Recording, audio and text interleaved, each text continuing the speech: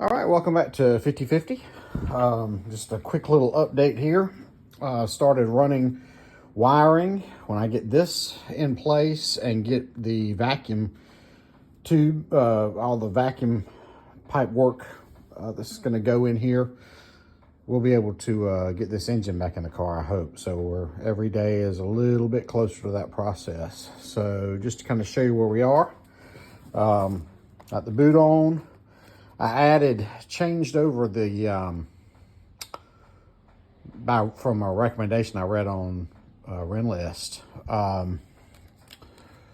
that this last intake runner, or the intake manifold, is normally held on by socket Allen head bolts. But I put a stud in the head for this last one, because that's the one that the wiring harness attaches to.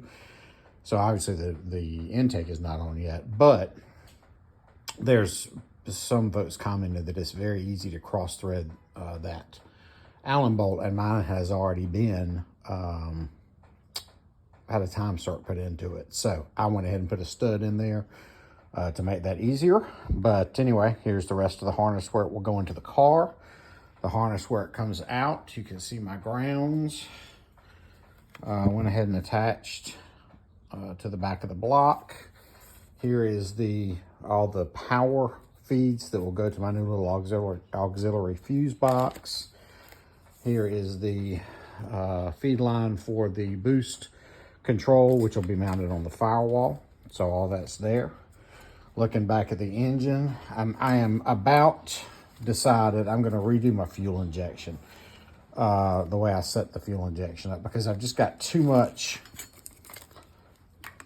cord on here, and I'm really not as close as I need to be. Here's injector number 4, but you see all the slack I've got in here, so I think I'm going to cut this off and redo this to make it a little bit neater. That's just too much wire hanging out on there. But anyway, nonetheless, when it's done, it will ride down underneath the fuel rail to get to the injectors. Here is the ignition harness.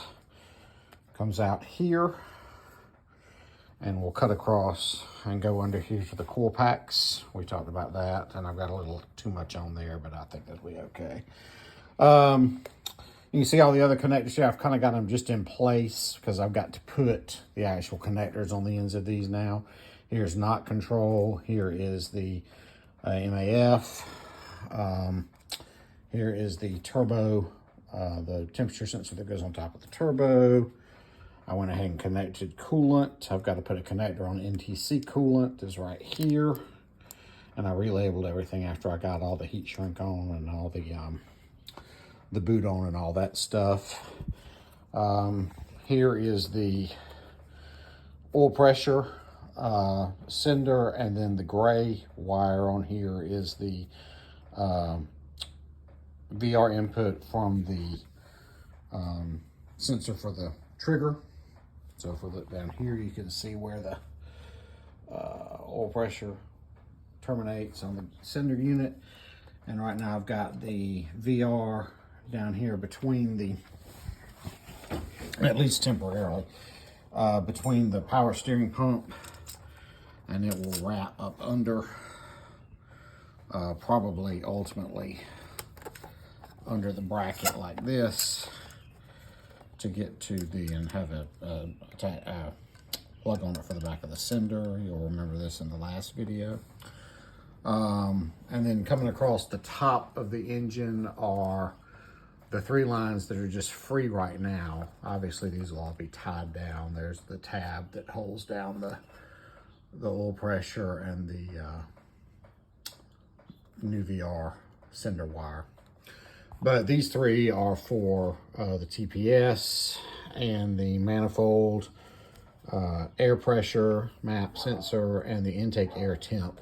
And I just got them off right now because I really can't terminate them until we get a better idea of exactly in the engine where all those, once those pipes are in place, I'll just leave it like this to get the engine back in the car. And then when we start to connect all that stuff, we'll be able to fix it.